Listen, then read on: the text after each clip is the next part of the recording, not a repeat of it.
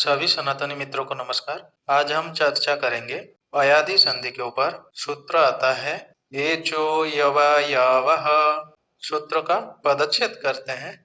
एचः षष्ठी का एक वचन, अयोवा यावः प्रथमा का बहुवचन है, दो पद वाला सूत्र है। वृत्ति इस प्रकार है, एचः क्रमात् अय अव आय अव एतेषु रचि, अर्थात अच परे हो तो एच के स्थान पर क्रमशः अय अव आयाव हो। वृत्ति में जो क्रमात् पद आया है ये परिभाषा सूत्र के सहायता से आया है। यथा संख्य मनुदेश समानाम सम संबंधी विधिर यथा संख्यम स्यात्। समान संबंध वाली विधि संख्या के अनुसार हो। इसका मतलब है जहाँ पे आदेश और स्थानीय समान संख्यक हो वहाँ क्रम से स्थानीय के स्थान पर क्रम से आदेश हो। जैसे यहाँ पे एच है स्थानीय और आदेश करना क्या है, अय अव आयाव। तो एच में भी चार वर्ण है, ए ओ ऐ औ, तो इसको क्रम से आदेश होगा। ए के स्थान पर अय आदेश होगा, ओ के स्थान पर अव आदेश होगा, ऐ के स्थान पर आय आदेश होगा और ओ के स्थान पर आव आदेश होगा। अभी हम इसको उदाहरण से स्पष्ट रूप से समझते हैं। चिय चयने स्वादिगम धातु, तो चिय की कार की हलंत्यम से हित संज्ञा, तस्य लोपः अदर्शनम लोपः से कार की लोप। तो ची बचा तव्य तव्यानीयरः।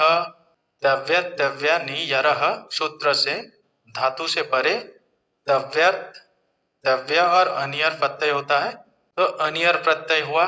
ची धन अनियर, अनियर के अंतिम रेप, तो रेप की इत संज्ञा हलंत्यम तस्य लोप अदर्शन लोप से लोप। बचा क्या, ची धन अनिय। अभी एक सूत्र आता है सार्वधातु कार्ध धातु कयो हो, कि सार्वधातुक अथवा आर्धधातुक प्रत्यय परे होने पर इगंत अंगों को गुण होता है। चौकार में देखो जो ची है, चौकारो उत्तरवर्ती जो ईकार है वो ईक है, तो इसको गुण करेंगे। गुण करेंगे तो ईकार के स्थान पर ई चुयसनम तालु, और गुण कितने हैं, अधिंगुना अ ए और ओ, तो तालु वाला हमें क्या मिलेगा, ए कार, तो ई की ई कार के स्थान पर ए कार गुण हो जाएगा। चे धन अनिय ऐसा बना।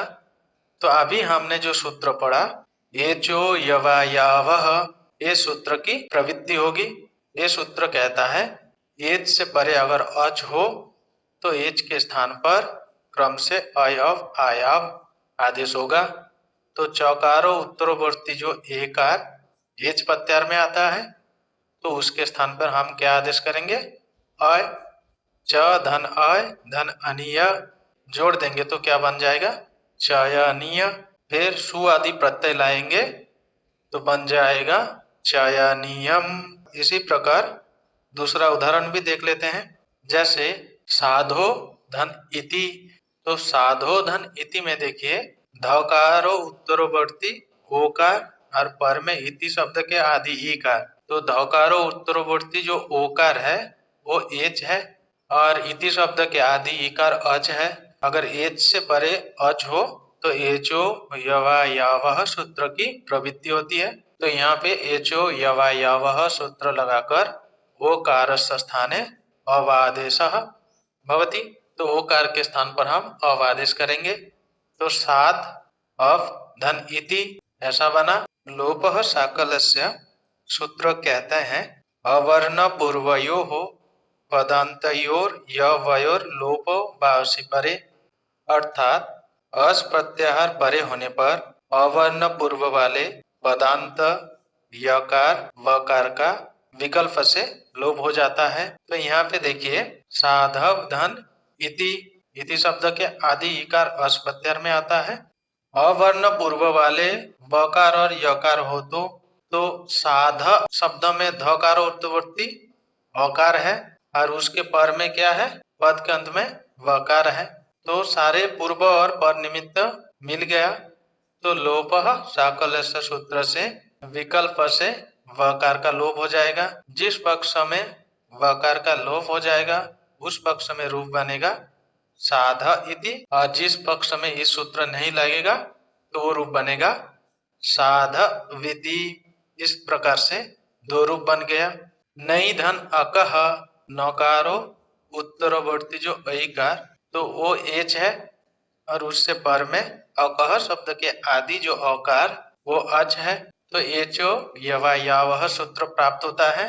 तो ऐकार के स्थान पर आदेश हो जाएगा आय। तो न धन आय, धन अकह जोड़ देंगे तो नायकः। हम यहाँ पे विभक्ति को रख दिया। उसी प्रकार औ धन अकह, पकारो उत्तरवर्ती जो औकार और अकह शब्द के आदि अकार क्या है, पकारो उत्तरवर्ती जो औकार एच है और अकह शब्द के आदि अकार अच है। यहाँ पर भी एचो यवा यवह सूत्र की प्राप्ति होती है। ओकर औकार के स्थान पर क्या आदेश हो जाएगा आव। तो प आव धन अकह जोड़ेंगे तो पावकः। इस प्रकार से आज हमने एचो यवा यावह सूत्र और उसकी रूप की सिद्धि जाना।